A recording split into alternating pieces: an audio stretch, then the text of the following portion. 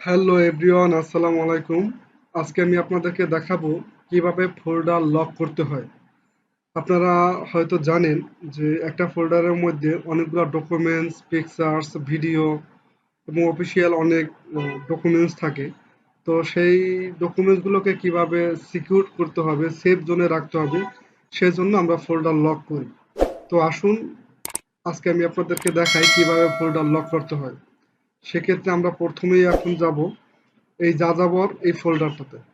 এই যাযাবর ফোল্ডারে গিয়ে আমি একটা টেক্সট ফাইল নেব এবং এখানে লিখব ফোল্ডার লক।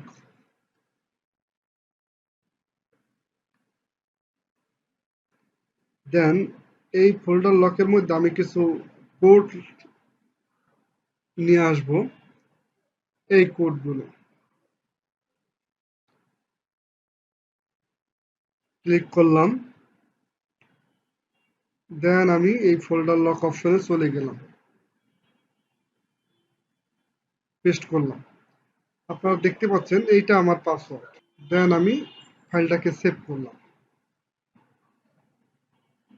দেন এই ফাইলটার রিনেমে গিয়ে আমি ফাইলটার এক্সটেনশন টেক্সট বাদ দিয়ে বিএটি ব্যাড দিলাম। দেন ইয়েসে ক্লিক করলাম। এখন আমি ফোল্ডারটাকে ডাবল ক্লিক করব। আপনারা দেখতে পাচ্ছেন প্রাইভেট নামে একটা ফোল্ডার ক্রিয়েট হয়ে গেছে। আমি এখন সমস্ত পিকচারগুলোকে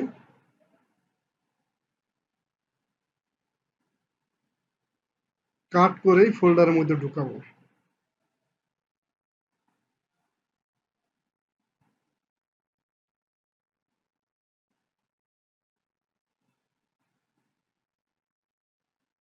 দেন এখন আমি ফোল্ডারটাকে ডাবল ক্লিক করলাম। Are you sure to lock this folder? আমি ইয়েস এর ওয়াই লিখে এন্টার করলাম।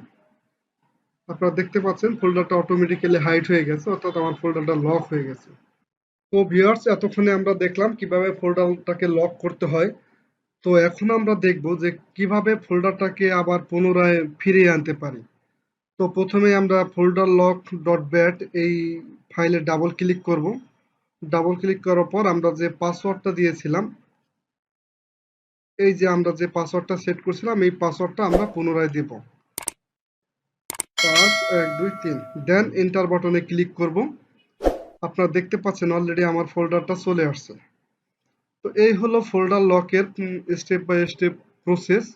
আপনাদের যদি এই কোডগুলো দরকার হয়, অর্থাৎ এই ফোল্ডার লকের কোডগুলো যদি আপনাদের প্রয়োজন পড়ে, তাহলে আমাকে কমেন্টস করে জানাবেন।